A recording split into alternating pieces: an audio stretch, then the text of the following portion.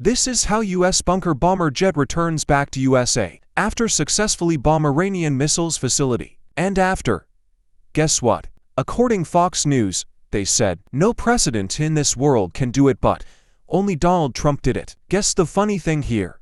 After the bomb exploration, Iranians excavate deep down to bring out one of the bunker bomb shell to see how it looks like.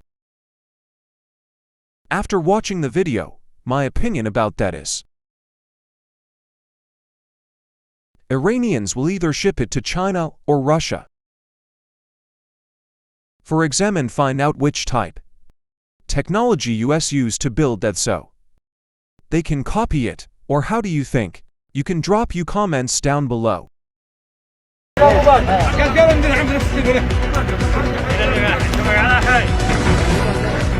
صار دي لهني يعني.